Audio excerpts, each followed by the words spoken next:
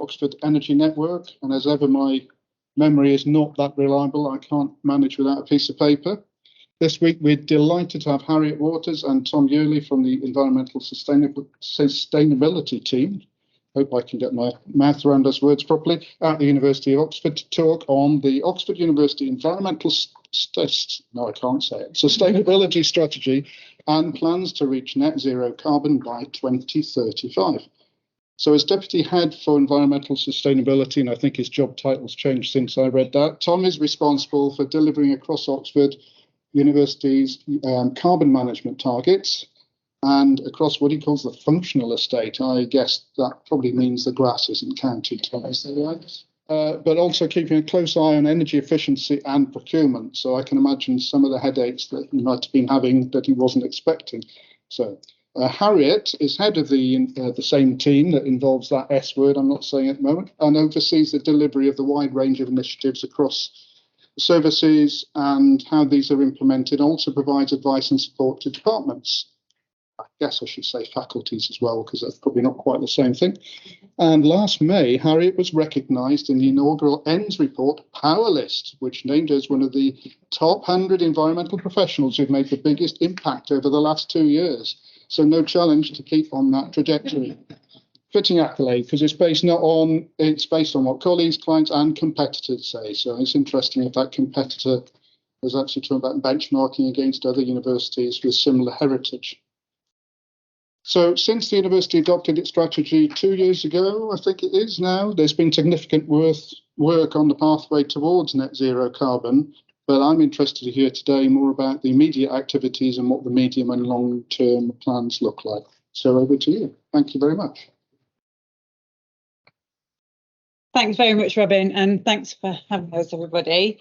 So yeah, I'm going to spend the next section, about 10 to 15 minutes, just talking about the history of the strategy and how we got to where we got to and what we've done since we adopted it.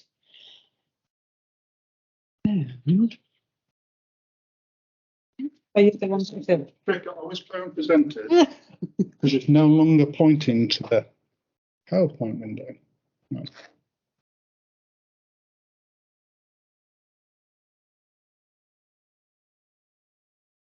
Look at the news on that. Click.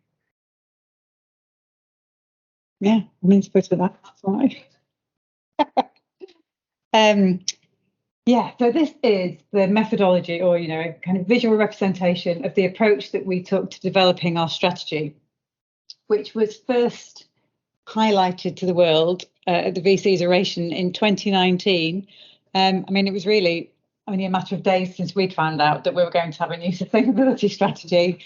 But the VC said at that oration that although the university had been doing a lot of work on sustainability over the years, and a lot of great work, she named some research projects and some of the standards that we'd set from our team, that it was about time that we set a more ambitious and comprehensive sustainability strategy.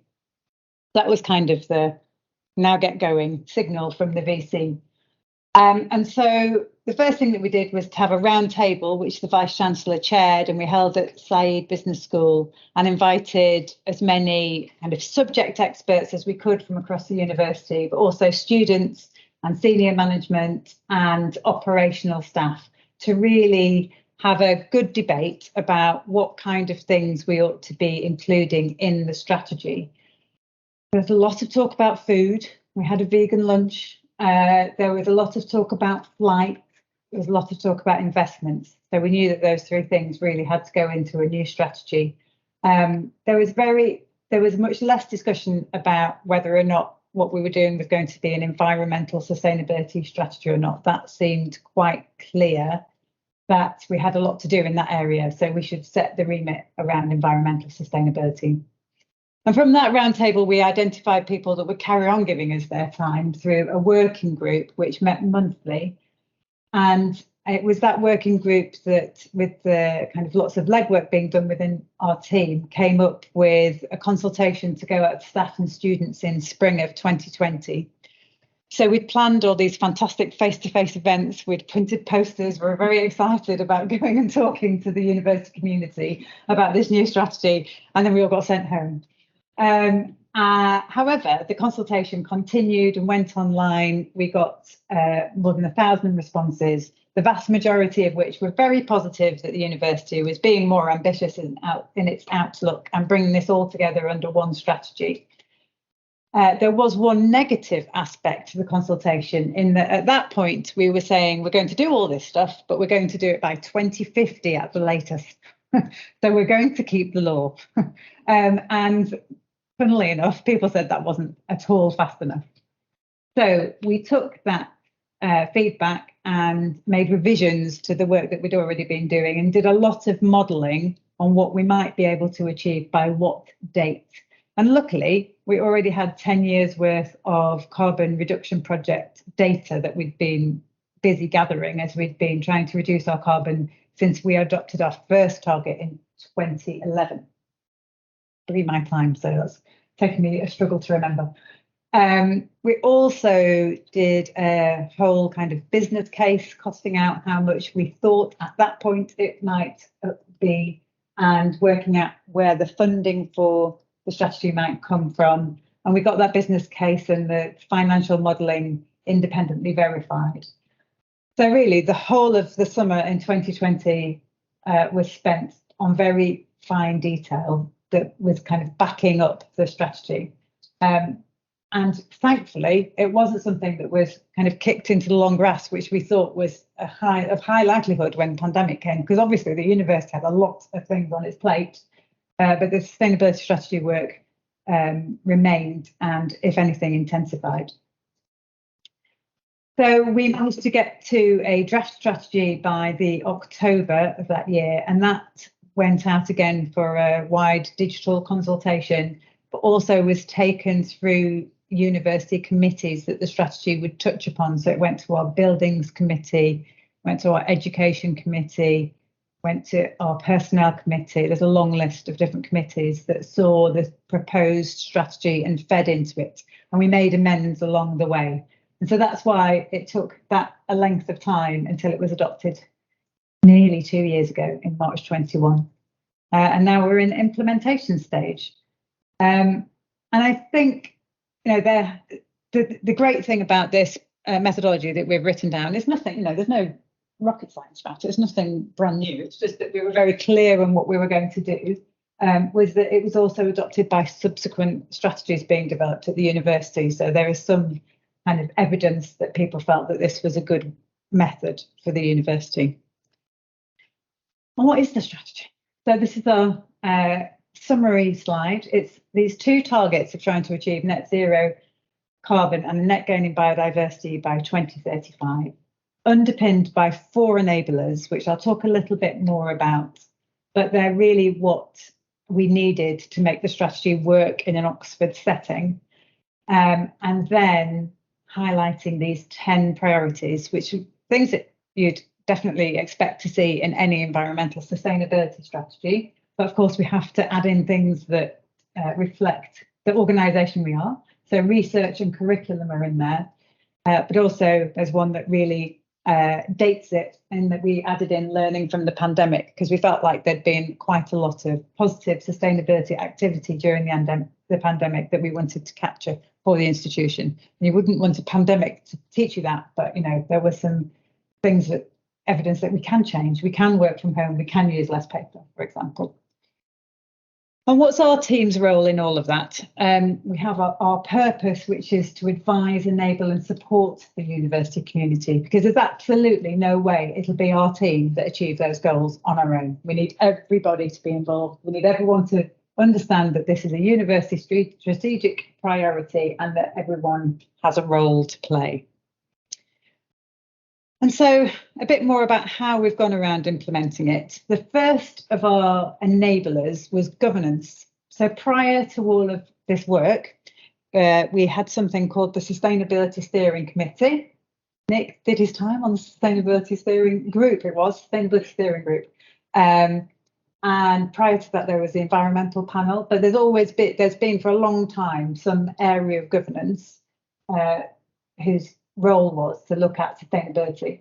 But it was identified that really the sustainability steering group, which fed into our buildings committee, it wasn't fit for purpose because it didn't have enough academic input on there. There's only 2 academic places, so poor Nick was doing a lot of heavy lifting, and it wasn't placed in the right position within the governance structure. So if you asked a steering group that was reporting up to buildings committee, what should we do about flights made on behalf of the university? There might be lots of opinion, but there's not any governance route to do anything about that. So it wasn't working. So we set up the Environmental Sustainability Subcommittee, which has cross-divisional representation and subject experts on there as well. It's heavily academic and reports straight into our Planning and Resource Allocation Committee. There'll be a quiz afterwards on university governance. But, you know, for those of us that work in university admin and it becomes their life, then PRAC is a committee that you really want to be reporting into because it accelerates all of the decisions that can be made. And that committee continues to meet twice termly. We thought at first we'd get away with once a term, but it seems since we've started meeting, we've got such a lot to talk about that we're going to keep it at twice a term. We've got another meeting in 2 weeks, and there's always quite a range of things for that subcommittee to talk about. I should say there's student representation on that group as well. And it's the only committee that I've seen a student lobby group come and present to. It is a really interesting committee. We talked about reporting is another of our enablers, and I'll talk about that a little bit more in future slides. Of course, none of this is going to be for free, although some of it makes a very sensible financial sense. So we've set up something called the Oxford Sustainability Fund, which has 4 different sources of funding. One was our existing funding that we've been getting through estate services. One is a levy that we now place on all flights made on behalf of the university at a rate of £30 per tonne of carbon. The third is a ring fence of £2 million per year from a planned increase in student fees. And that will go up with inflation. So 2 million's probably the least it will be.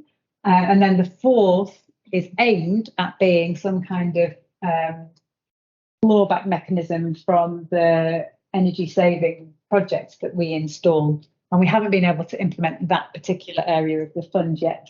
In the current climate of energy price crisis, it felt like we shouldn't also mess with how departments are paying for their energy. So we've put that on hold. And then, of course, for completeness, we have offsetting as an enabler.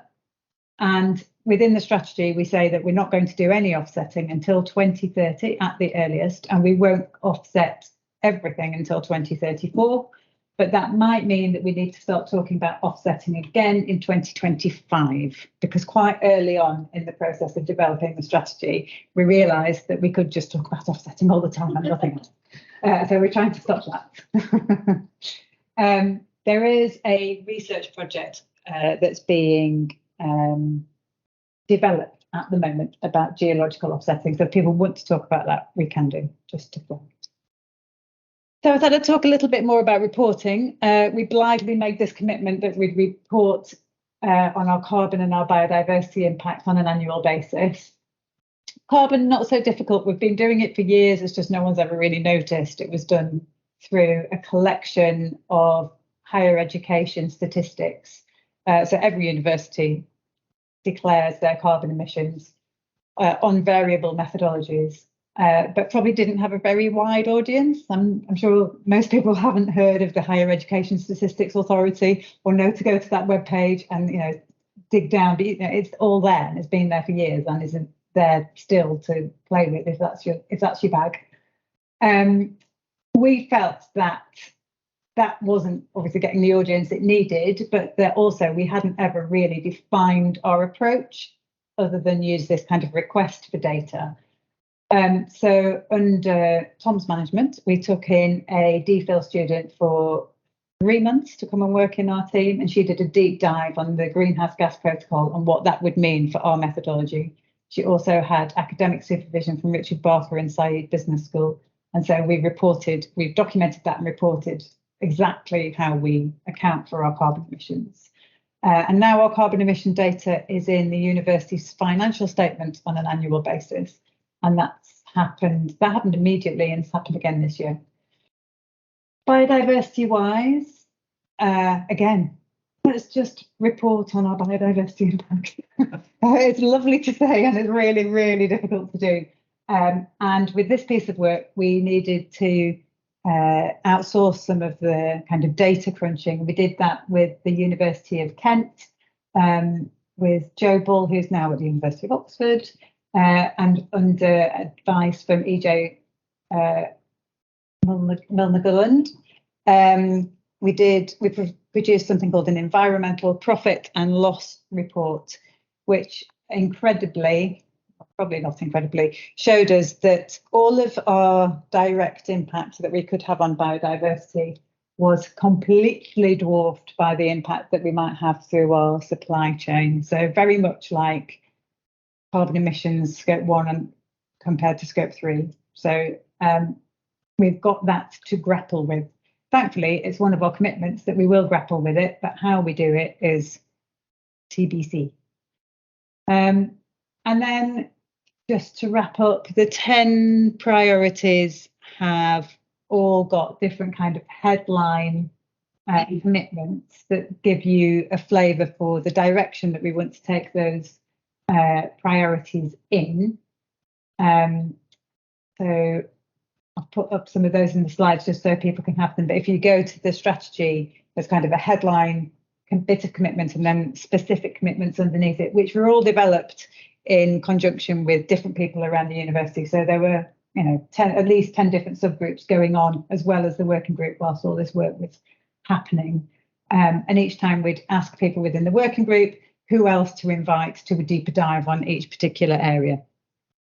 And just to give some examples of some progress that we've made in some of those priorities, international travel, I mentioned before, we've now brought in a charge on every flight made, a levy made on every flight made on behalf of the university.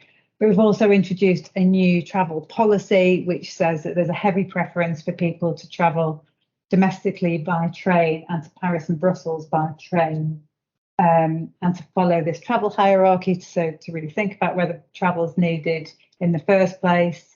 And then the final thing is to pay this levy if people can't avoid flying. But there's also a flight reduction target. So it's not just about raising money for us. It's also actually about genuinely reducing our impact, which is a 25% target by 2025 and 35% by 2035. And that's on pre-pandemic levels. And we've reached those targets. But yeah, I'm dreading them going up, which I think is very likely to happen. On sustainable resources, which is where we kind of put things that aren't evident elsewhere. So we say things about IT here and about waste management. We've adopted a recycling and a waste reduction target since we adopted the strategy. How useful they are remains to be seen, because unbelievably, we've never really done much of a focus on recycling. But now that we've managed to increase the capacity in our team and we've got more support from our colleagues in facilities management, I hope that we will be able to. And I hope having that target increases the amount of activity around that, because it certainly has done for carbon. And then, yeah, just the last slide to say that message again, that we feel like it's everyone's responsibility to help us to achieve these targets of the strategy. And we picked up some things that we felt were as generic as possible for different staff members to think about. And no doubt we should look at these kinds of things again and think about them again, but we are always trying to work out what gets us the best bang for a buck when it comes to comms. So really interested in people's views on that. And I think with that, I'll hand over to Tom to do more about the net zero. Thanks very much. Is it the forward button that I need to press to move forwards? Wonderful. That makes sense, doesn't it? It's a good start. So good evening, everyone. My name is Tom Yearley, Head of Energy and Carbon in the Operations team, was introduced.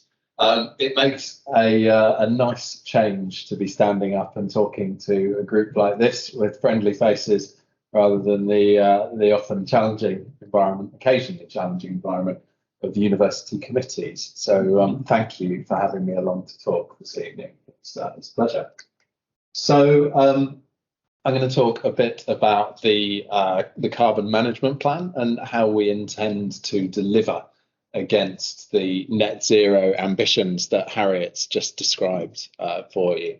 So this fits squarely within the two priorities, and it's really important to reiterate that I think one of the most groundbreaking innovations, if you like, with our sustainability strategy and with this structure is that it places the net gain in biodiversity target on a level footing with the net zero carbon ambitions. All too often, I think organisations focus on what's right in front of their faces, which is the climate crisis, and don't spend enough time thinking about the type of world that we want to be left with, which in my opinion should be biodiverse and resource plentiful once we've solved the climate crisis. So it's really refreshing that we've managed to achieve those two combined targets and aspirations at the university here. So straight into the data, I thought would be appropriate for this audience. These are actually extracts from the university's financial statement. And the tip for reading these charts is they start with the most recent year and then go into history rather than the other way around, which caught me out while I was rehearsing this afternoon. So we followed the university emissions reporting process that Harriet flagged up earlier to review our carbon emissions, scope 1, 2, and 3 consistently now for 3 years worth of data. And it's fascinating to see the variation that we've had year on year. I mean, I could talk for 20 minutes quite easily on this slide alone, so I'll resist that. But for those of you familiar with carbon accounting, the scope 1 emissions are based primarily on natural gas. And you'll know that that has a fairly fit, or in fact, it has a fixed carbon conversion factor. So that data up there reflects variation in consumption in gas, which is really interesting because, as you could imagine, during COVID, it was quite low. Then we caught up and we turned all of the ventilation on, no recirculated air. So we had to heat an awful lot more air and condition that air. And then after COVID, we went back to business as usual and turned all the fans off again and the recirculation units on. So it was really interesting to track those energy profiles. And similarly with electricity, it's interesting there that we've seen a gradual decline in overall emissions. However, those of you in the know would probably point to the falling grid factor along the UK measurements that we use. So having said that, it's still quite some feat, I think, to be reducing in trend on scope 1 and scope 2. The scope 3 emissions are particularly challenging. So this really comes down to the quality of data that's available to us at the time of writing the report. And I quite often say to colleagues who are struggling with the pure scale of their scope 3 emissions that, in my opinion, quite often organisations with a larger scope 3 portfolio are the organisations who are doing well because they've actually managed to track down their scope 3 emissions rather than just reporting on the relatively easily accessible waste or water or commuting or fleet travel emissions. When you read through this report in detail, it really is quite impressive just how much information we managed to pull out and how robustly we were able to pull that data together and quantify it. So that's all very well and good, me being able to stand up here and say, look, there's hundreds of thousands of tons of carbon that we emit each year or that others emit on our behalf. But what are we going to do about it? That's the important question in my mind. So we are developing, and this is still very much in draft, but an overarching carbon management plan for the university. This has 4 work streams in it, and I'll take some time to go through each one of these in turn. However, in summary, we start with energy efficiency. As Harriet said, we've got 10 years of successfully spending money, investing in the estate to promote energy efficiency and to improve the efficiency of our estate. And that's evidenced over time with actual real kilowatt hour reductions year on year. When you normalise those against square metres of gross internal area or student numbers or staff headcount, then those reductions become even more dramatic. So there is a trend towards energy efficiency in gas and electricity over time.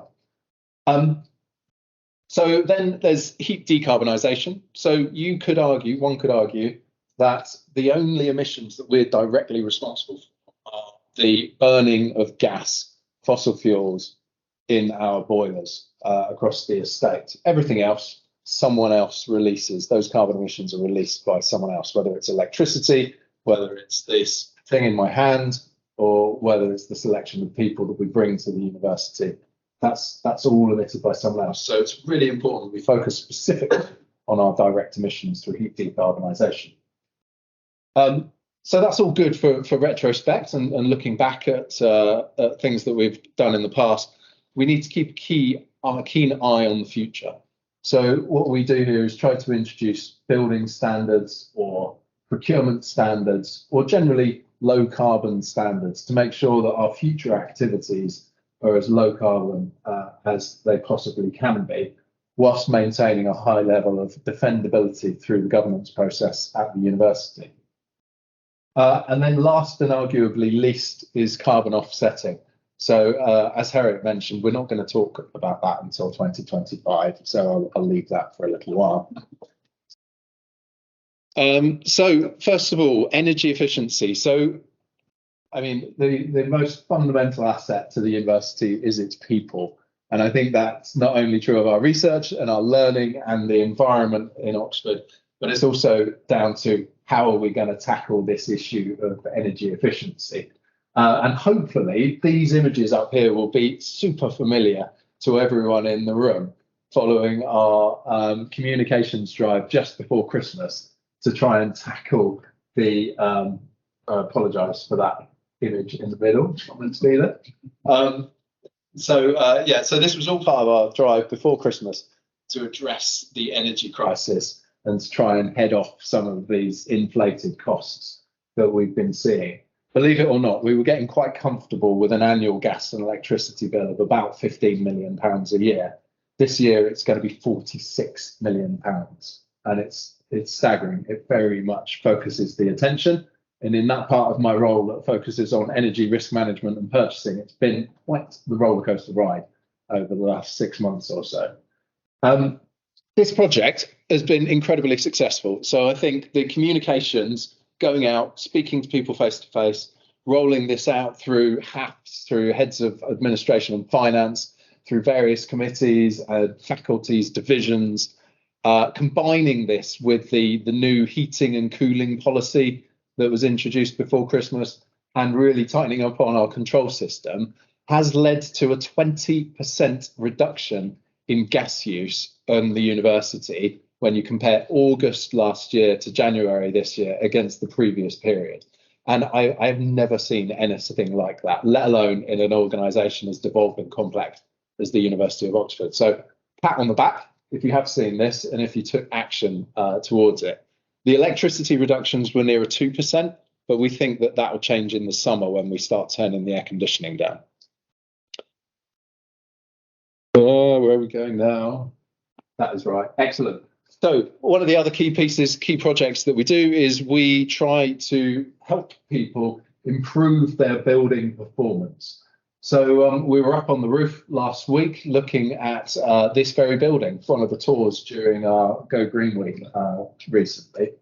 And we saw the solar shades of the new offices just along the corridor here. So we were very encouraged to know that all of that consultation during the design and development of that project was listened to. We've got the LED lighting in there. We've got the solar gain blinds on the what would you call those pieces of glass that let light in, roof lights. And it's all fully automated. So a fantastic piece of work there. And hopefully the space is well used and well conditioned as well. Lots of nods. And then probably one of the biggest offenders when it comes to energy efficiency around the university is the good old fume cupboard.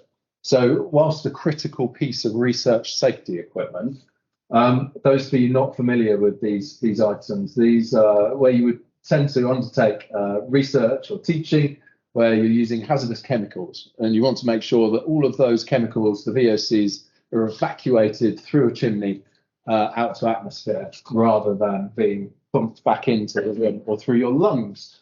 Now, they're very efficient at taking conditioned air out of space and pumping it out into the atmosphere.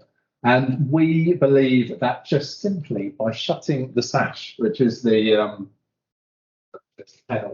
just shutting the sash can save £3,000 a year on each one of these fume cupboards, and there are 1,000 of these things dotted across the university. So this is our number one energy saving measure. If you walk past one of these things and it's open, I'd encourage you to shut it. So that's the first section on the energy efficiency. So on to heat decarbonisation, and I can't help but refer you to Mark at the back of the room here, as our lead officer on heat networks and heat decarbonisation, and doing a cracking job of pulling together this enormous project. So as it says up on the slide, last year we burnt 107 gigawatt hours of gas. That's a staggering amount of gas. That's worth about £10 million each year, about 19,000 tonnes of carbon. And that's across 800 boilers at the university. We need to get rid of that. We need to do what we can to remove all of that burning of fossil fuels and find an alternative solution to it. Now, one of the biggest barriers is the speed of technological development that we see at the moment. Should we be going direct to high temperature air source heat pumps? They certainly move away from gas, but they're very expensive to operate. Do we go to low temperature? Well, that involves a lot of building fabric improvements and heating systems. Do we go to a heat network where we transport tepid water around Oxford? Well, we've got very congested service runways under the ground, so we need to be able to address that. Or do we set up huge ground source heat arrays? Well, it's often quite challenging to get access to the land. So there's many, many opportunities, and the picture up there depicts a potential heat network route around the science area, and just an idea of the scale of ground source heat pump and air source heat pump space that would be taken to facilitate that heat decarbonisation. So there is a path to be plotted, and you'll be glad to know that an outline business case will be starting its way through governance imminently as well. So there is definitely hope on that horizon. So next on to low carbon standards. So my favourite one, the one that we're most closely involved with, is the Estate Sustainability Design Guide. Now, anyone that's been to a BESC meeting or to a project meeting will be quite familiar with that. Those of you that haven't had the good fortune to be involved in those circles will be glad to know that the Sustainability Design Guide outlines the basic minimum requirements for all university capital projects relating to environmental sustainability. And though that's applied most keenly to projects over £1 million in value, and it includes requirements such as passive house certification for energy efficiency. It includes considerations around biodiversity and habitat. It considers supply chain and where we might source our materials from. There's a range of other estates documents, mechanical and electrical guidance, O&M, which is operation and maintenance guidance, procurement guidance, and increasingly they have the golden thread of sustainability and environmental sustainability running through them. But 2017 was quite a long time ago now. An awful lot has happened. If you'd spoken to someone in 2017, they wouldn't know probably what Extinction Rebellion was or who Greta was. So now we live in a very different world, and it's time to review and refresh our sustainability design guide. So what are we going to do? What are we going to include? And you'll excuse me from glancing at the slides for this one. So addressing the climate crisis, we need to acknowledge that when we're successful in this journey that I've just described, we will have decarbonised heat. we will have moved over to electric heating. The grid will be decarbonising. It's quite reasonable to expect that scope 1 and 2 emissions by 2035 might be in the low thousands. So where's the carbon? Well, it's going to be in the materials that we use to build our buildings, and it's going to be in the way that we access and move around those buildings. So we need to start thinking about prioritising embodied carbon in buildings and embodied carbon in the supply chain to the same extent that we think about addressing the actual operational emissions of the building. Not to say that that's not important, but I look forward with glee to the day where we can move energy management back into the finance team. So encourage consistent application of standards and methodologies. I mean, that's fairly mundane stuff for these types of things, but we want to make sure that we're promoting best practice, that it's rigorous and that it's defendable in an environment such as the University of Oxford. One of the areas where we've struggled, probably a fair word, struggled to implement high standards in refurbishment. It's incredibly complex. It's incredibly expensive, and it can be seen as an additional line item for costs in buildings. This building is a great example of retrofit technologies. I think secondary glazing in here, we've got the panels on the roof, we've got various lines, etc. We need a coordinated approach to this. It's been a struggle to get Enefit through, so we need to have a tiered approach to refurbishment. That means that as we move away from demolishing our buildings and making new ones, as we move towards acknowledging all of the embodied carbon that already exists in our building structures, we need to make sure that the difference is made when we're refurbishing. As I said, the old Sustainability Design Guide was written at a time where biodiversity was playing second fiddle to carbon. We want to change that. We need to make sure that biodiversity net gain is on a level footing with carbon net zero. And this new Sustainability Design Guide will achieve that. And then finally, a bit of a technical one, but important nonetheless. Currently, we've got very high standards, best practice 2017 in our Sustainability Design Guide. But if for some reason a project is able to justify reducing or moving away from those standards, there's a certain amount of stepping into the wilderness. It's the derogation process is very much on a case-by-case basis. And it can be challenging for us at times to maintain control over those project processes. So what we're trying to do to introduce into this new standard is, okay, you might not be able to get passive house certification. The energy efficient building might be challenging.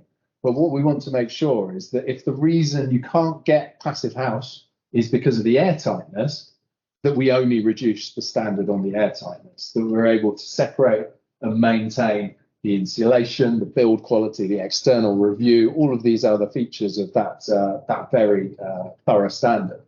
And so it's really important that we get that derogation piece nailed.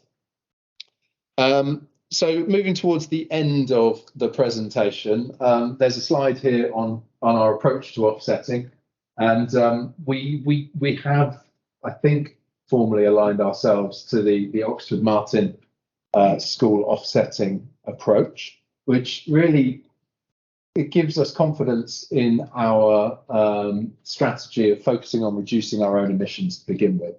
Harriet mentioned the Oxford Sustainability Fund earlier, and this is a really important feature that enables us to say, right, well, rather than putting additional money into offsets outside the university into someone else's pocket, we can take the Oxford Sustainability Fund and reinvest initially back into carbon reduction projects on the Oxford estate. So the £30 flight levy that we have will be reinvested back into the Oxford estate rather than going off to pay for offsets. When and if we do start offsetting, it's probably a when, I suppose, then we need to make sure that we've got high quality offsets. And when we do begin that conversation formally, there will be no doubt very lengthy and detailed conversations about the merits of different offsetting schemes. And we need to keep an eye on the market. Considerations change, viability change, the longevity of these things change. So in quite rightly, we will be reviewing that on an ongoing basis. So thank you very much for listening, paying attention and nodding at the right moments during that presentation. I'd like to open up to questions and I suppose invite Harriet back. Thanks to Tom and Harriet very much. Chair's prerogative, just quickly. You talked about refurbishment as opposed to new build, but my understanding is that means the cost falls to the department, who are very hard pressed at the moment. So is there going to be a kind of leveling out of new build projects that have external investment brought into it versus refurbishment having the lowest effect on embodied energy? So I think it's a case-by-case basis. I think one of the challenges is to make the refurbishment of existing buildings more attractive to external donors and funding partners. So I think promoting the sustainability credentials of refurbishing whichever building it might be, the Tom building, for instance, for example, needs to be just as exciting as dragging a humanities centre out of the ground in the research centre. So I think we're making really important steps. We got commitment from the Strategic Capital Steering Group that we would give preference to refurbishment rather than rebuilds. It's a really important step for us that was discussed, researched and acknowledged. So yeah, there's a bit of a hearts and minds piece, I think, but I don't think it would necessarily fall to the clients.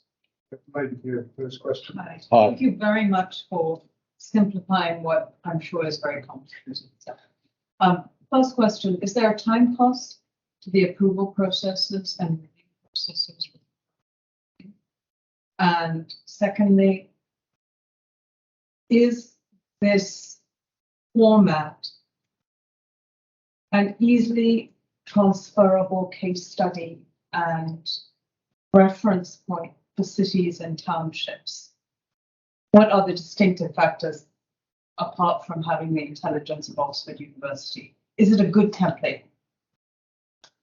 I think start with the first question. Is there a time cost? There is a time cost to governance, there's a time cost to planning, and there's a time cost to building the confidence in our ideas.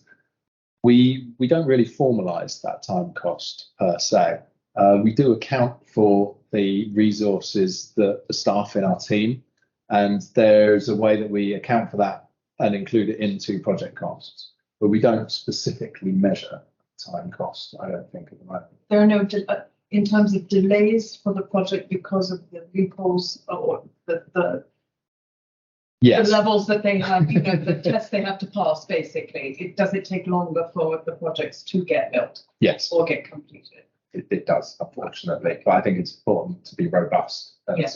to adhere to the governance requirements. Does that talk a little bit to how translatable this is to elsewhere? You wouldn't want to translate all the decision-making hierarchy necessarily to some It's horses for courses, I think. There's definitely benefit in the robust approach that we take at Oxford, and we spend a lot of time discussing the best routes through governance and the best way of getting access to colleagues at the university and the innovations that brings about.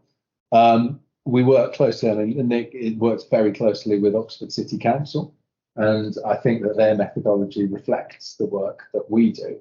But I think, as you said, what makes this exciting for me is that it makes a very complex process quite easy to describe.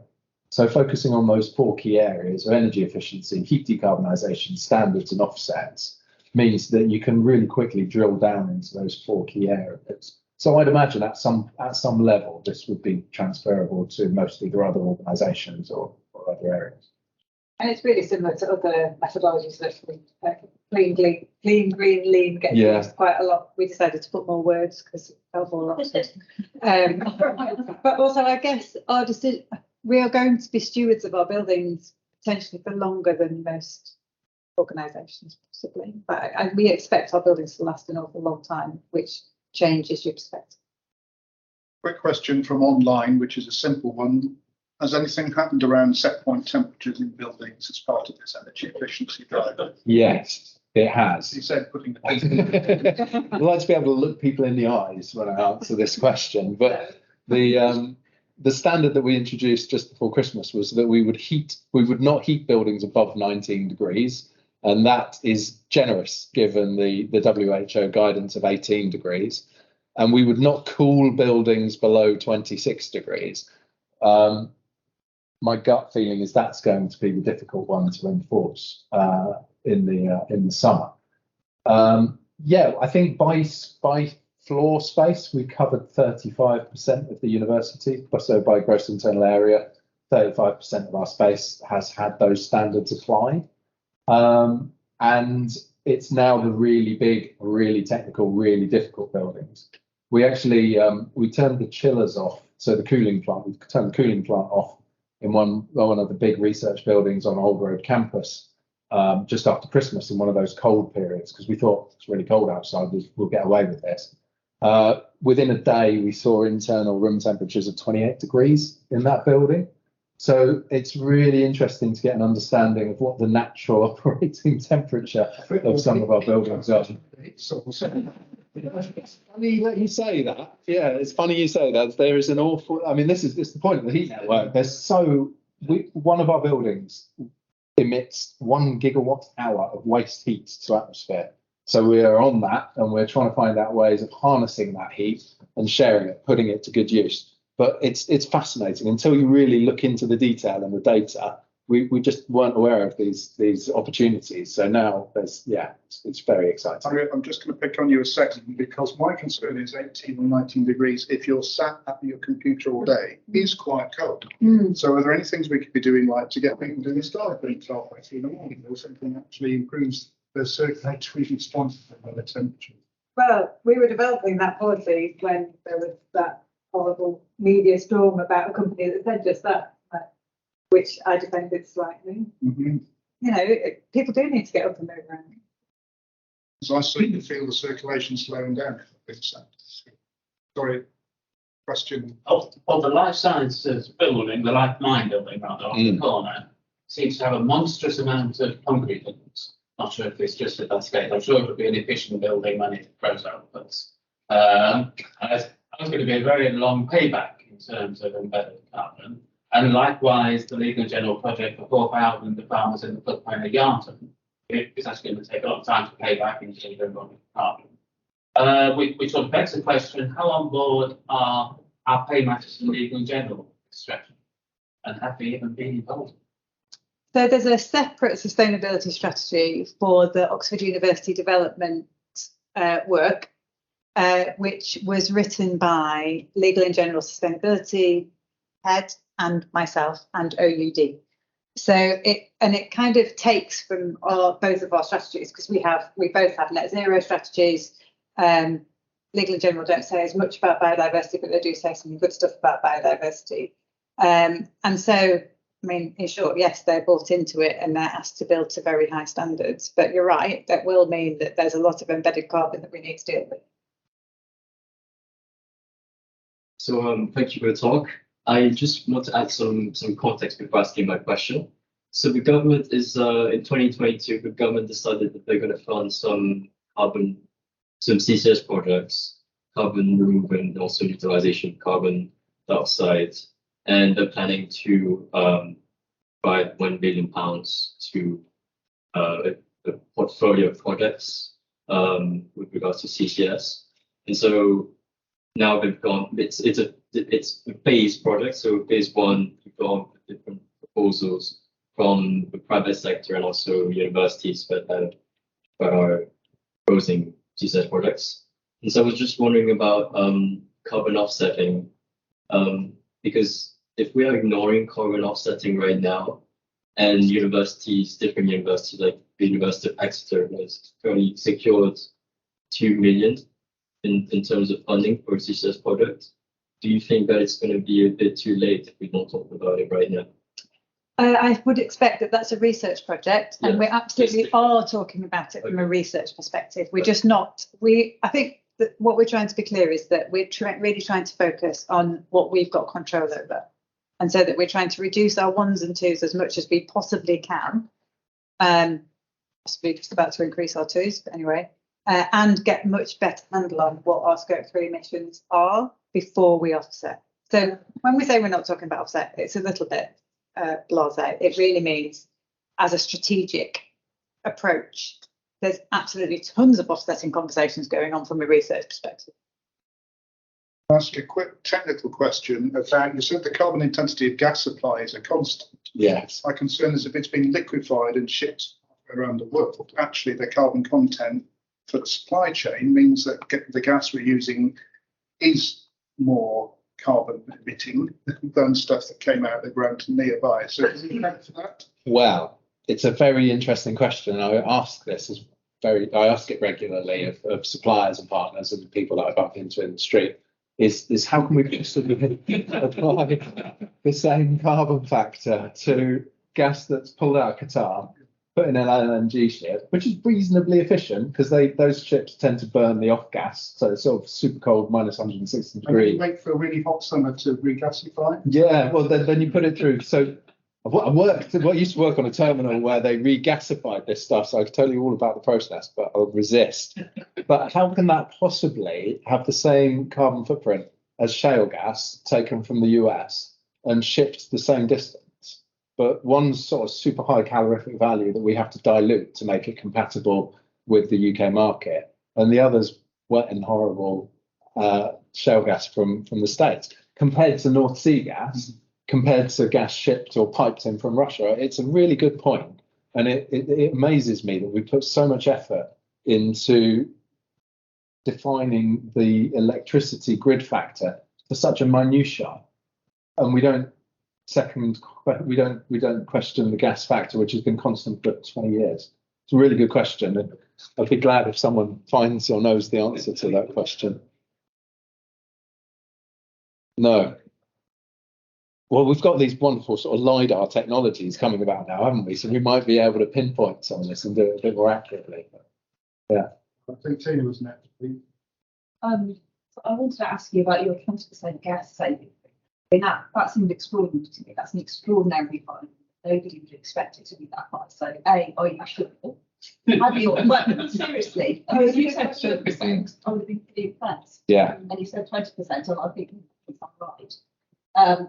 You know, whether you temperature adjusted it and all that sort of thing, and if you're showing it's the right temperature adjustment, because, you know, looking at your sort of communication campaign, quite a lot of that was about personal action, and gas is about heating, which is we've just been told is set centrally. I mean, okay, if you've got the average temperature across the university estate by 3 degrees, yeah, you can get to 20%, but I don't know. You know, based on thermostat. We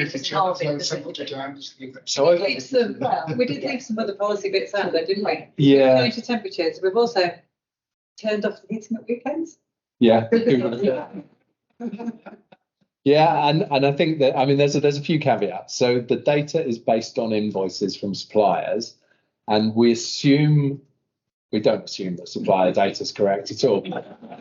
We'd like to think that supplier data is reasonably accurate because they base very successful businesses on it, and that we hope that their errors are consistent. But we do put a lot of effort into validating supplier invoices, and compliance regimes like the UK ETS forces us to be very accurate when it comes to gas reporting, at least in certain areas of campus. There's a couple of things that have helped us.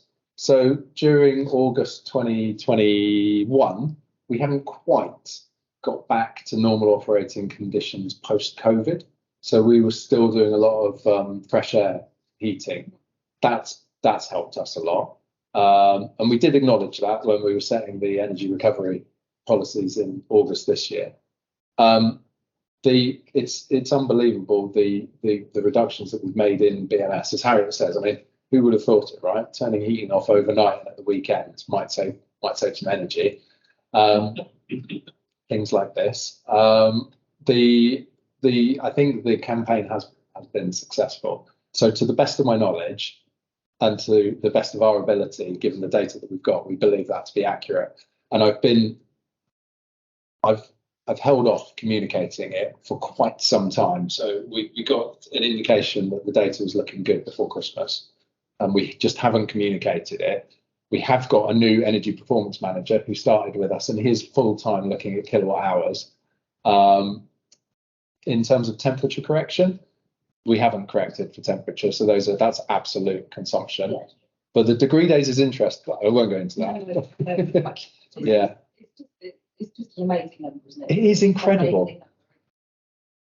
And it's always like it's bad because it gives to actually control them. I mean, you might tell them so much whether they're capable of doing that. Well, yeah, it's capable. Indeed. Yeah, and just because in theory you might be able to say that much. I don't think anybody would have expected you to say that. So that's one.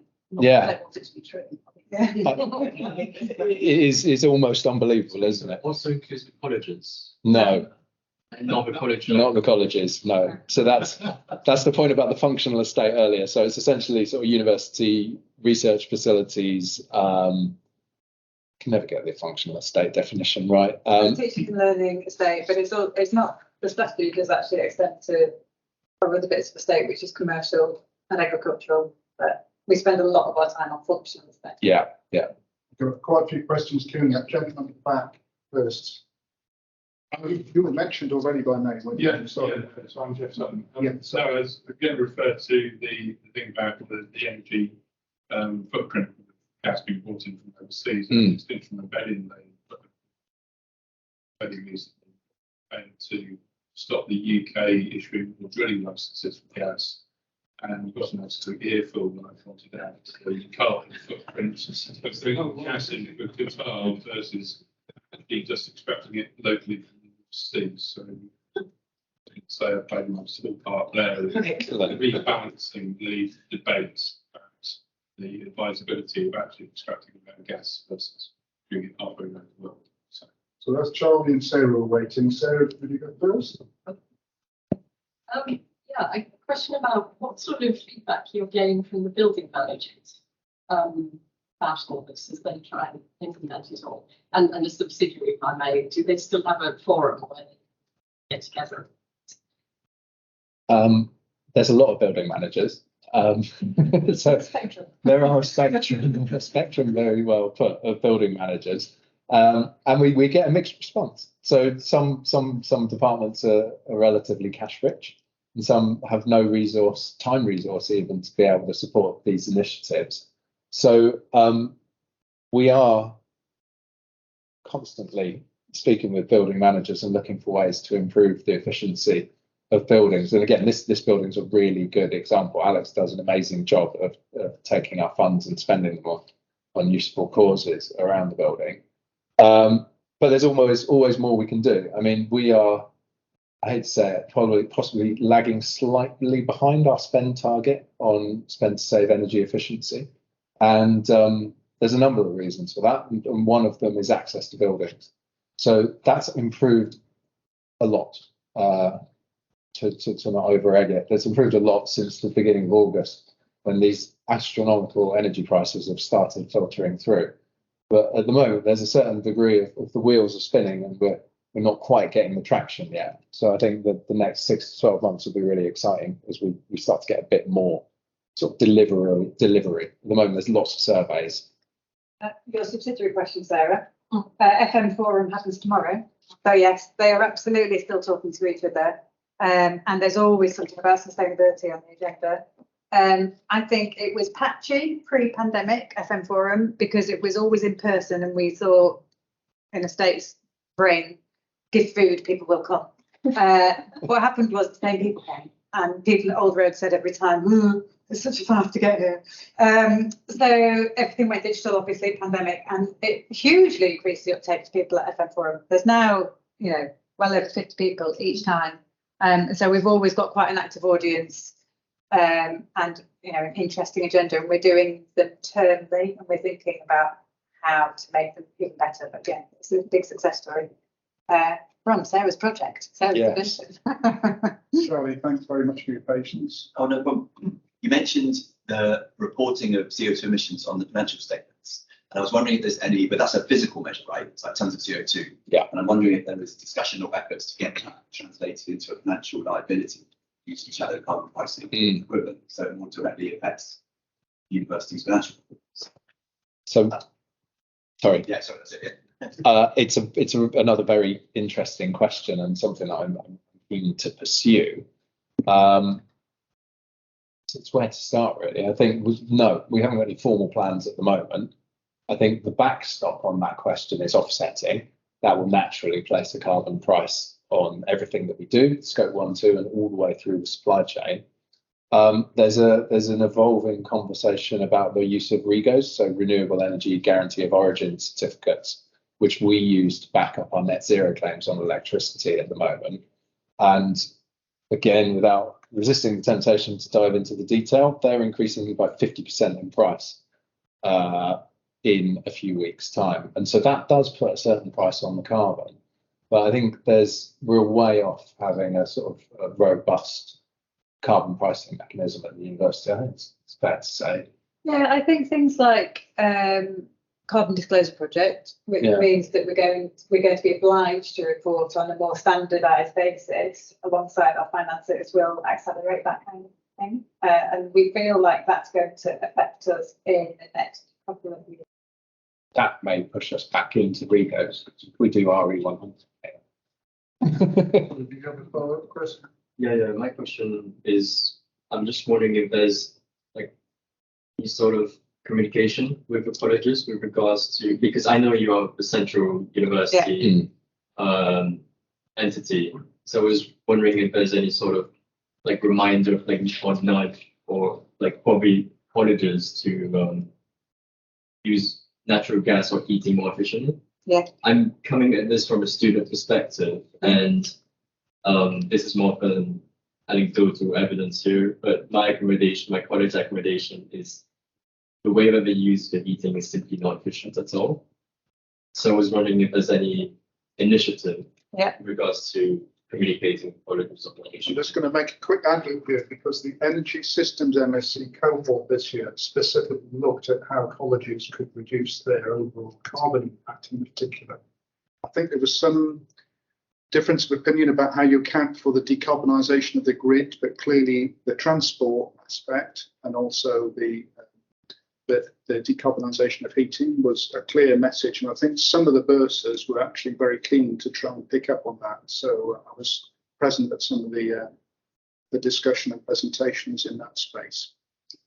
Also, I think, well, one of the clear messages we've had from members of the community is that the most helpful thing we can do for colleges is document our approach. So that's what we've done.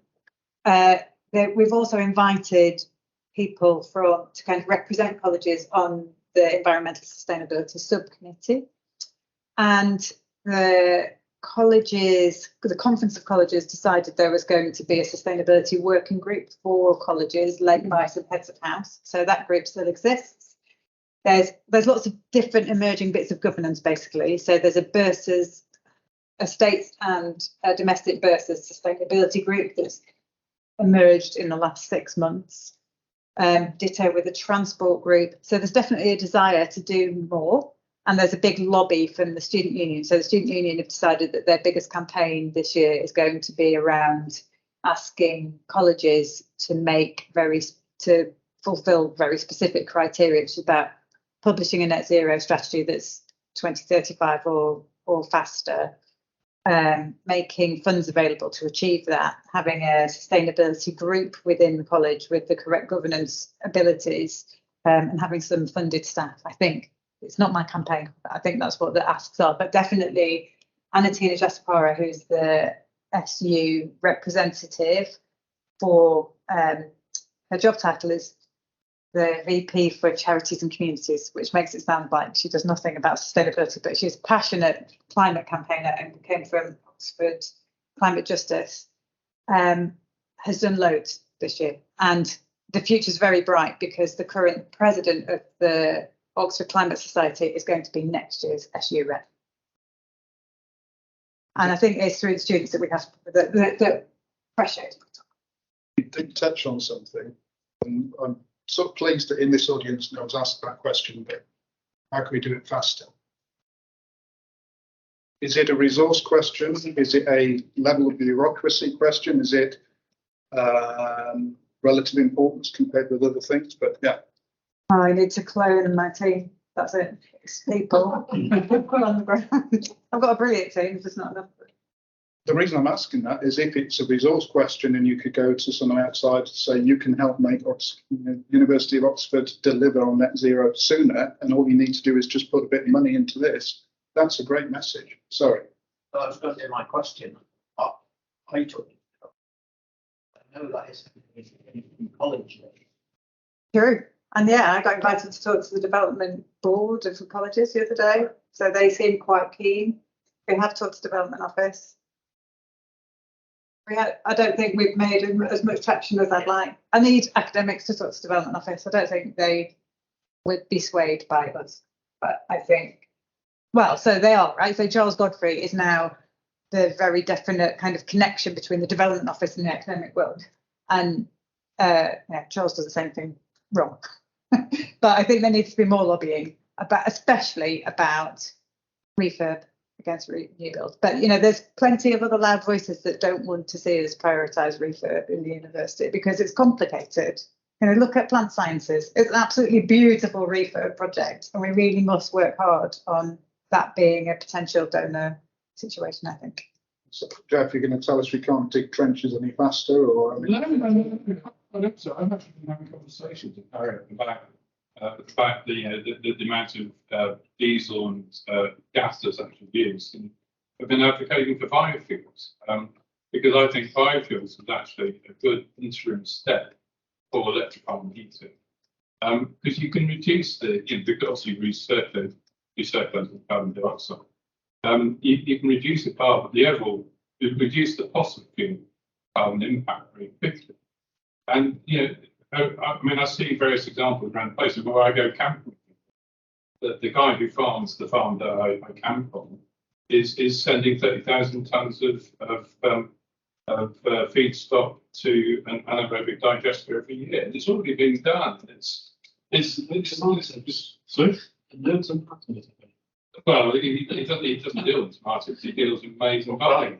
But yeah, that's already set up, and biodiesel is already in place. And Harriet was saying that we've asked for this to be supplied, but at the same time, there's not the supply in the market. And yet, I mean, I'm an outsider. That's important property, but I'm a townie, and I'm looking at the university saying you're probably the largest landholder in Oxfordshire.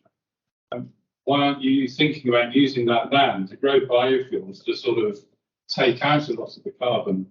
I'm going to be controversial, but to decarbonise the energy that you actually use now, which can be done.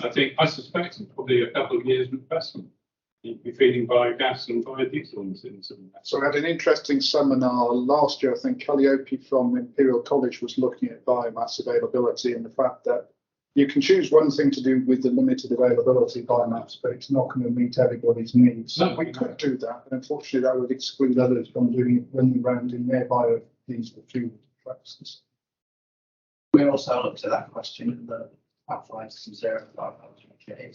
It's a phenomenal amount of land biomass solution to that zero cost person. Just that much less efficient. I mean, I'm just looking at it from the university perspective. Yeah, but I'm saying the university would be better off putting EV on it, which is although it is controversially proposing to do at a very large scale. I think scale is the key, isn't it? Because some of these things people will start to notice. Yeah, But we've got no other pressing questions. I don't think we've got any others online. I think we'll just once again say thank you very much to Harriet and to Tom. We'll tell you about next week. Moritz Rieder is coming next week to talk about the promise of organic photovoltaics and to discuss what might be needed to enable the transformative potential of the technology. And we'll be back upstairs in the atmosphere for that and hope to see you there. Thank you very much, everyone. Thank you.